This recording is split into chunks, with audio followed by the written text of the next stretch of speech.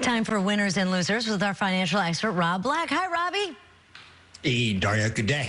Well, to you, too. I get a little confused. Is it a good day on Wall Street? And if so, I don't understand, because when I hear, like, your news about home sales, that scares me, supply chain stuff, and I think, oh, no, it's got to be going down. I mean, it's always a good day on Wall Street. Last year we were at high 70 days of the year. This year, everything's on discount. I like it as long as I'm not in retirement, because I still believe in capitalism as it's worked for the last 100 years, in wars and worse.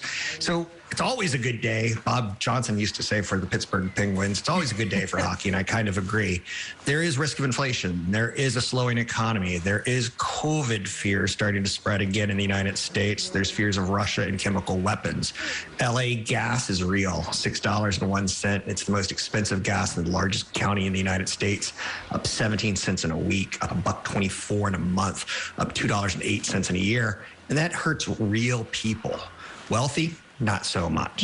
For people who have to drive to work, it hurts a lot. Fertilizer prices are up 30% year over year. That means you and I are going to be paying more for food next year. Maybe you buy a company like a Caterpillar or a Deere, because as farmers make more money, they're going to invest in their crops a little bit more. Nike had a strong quarter in China, so it's not all that bad, Daria. Marilyn Monroe, you know the Andy Warhol Marilyn Monroe print? Oh, iconic, sure, yes. It's going to go on sale this spring for $200 million, the highest piece of artwork in history, at auction price to start. So that's where we are, Daria. What? Where some people are trying to get $100 to fill their tank, and somebody's spending $200 million to buy a piece of art. Wow. Yeah. And then turn it into a non-fungible token, make even more money. Yeah, okay. Don't get me started. You packed a lot of info, by the way, into an answer. I like that. I almost take notes when you're talking. Let's go. Can we go back to the housing market just for a second? Yeah. Because, all right, forget Wall Street. This did alarm me. When you said that the housing market is like at the edge of a cliff right now, that does scare me. This is Ian Shepherdson. Do you own a home, Daria, or do you rent? I own. Okay, so you're at record highs in your price, because you're in Marin, I'm in Marin. So you're at record highs, up 15% last month on a year-over-year basis.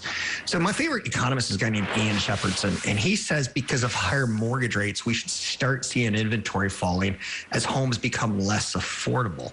If there was baseball cards of economists, he would be one of my most favorite ones, Ian Shepherdson.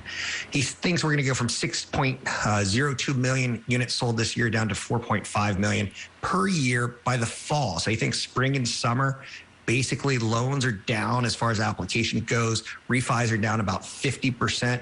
So last year I bought a home in Marin with the appreciation of stock, not appreciation of income.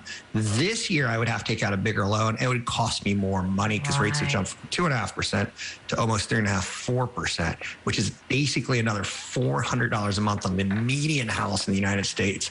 It's probably about an extra $700 a month in Marin, for instance. But you know what? So drop in demand is good and bad for your children, my children. Yeah. They may be able to find more inventory to buy down the road. Yeah. And that should lower rents. So it's good news, bad news. He's basically calling a stock market that's down and mortgage rates that are up, but hurting the housing market. I don't think he's wrong. No, I hear what you're saying, too, as being scary for anybody who does own a home, too, because, great, Robbie, you have your house. That's terrific. But you sit there and go, oh, I bought it thinking it would appreciate, and now, let's say it falls off a cliff. I can't leave. I can't move. I can't sell it for as much. As you're just not that nimble, and you're going to stay in that home and not make as much as you thought. It's all about the big picture. If you've owned a home for more than 2 years, you've probably done very well in the United States. Yeah. 5 years, 10 years, 15, 20, 25. Just like our parents are like, it was expensive when we first bought it, but now it's done well over time. Yeah. But I hear you. To me, it's a boogeyman. My kids won't be able to afford the same home that I afford. I know that. Unless they get into the stock market, unless they get into a good paying job, unless they do things like save money. It's kind of an art form, what I do for a living. I'm cheap. I always used to say, growing up, I would say, I'm relatively poor, no matter how much money I made. And people say, what? I said, well, compared to my relatives. I'm poor compared to them. This shirt's from Old Navy, and it's 10 years old. Need I say more? Oh, I kind of lost your audio there for a second. Hey, can I ask you one more thing about, go back to war in Ukraine and everybody's fears about that. Fortnite, and that's a video game, they're really helping with the Ukrainian relief effort. Really big, too. They just started a new season, and unfortunately, it's called Invasion.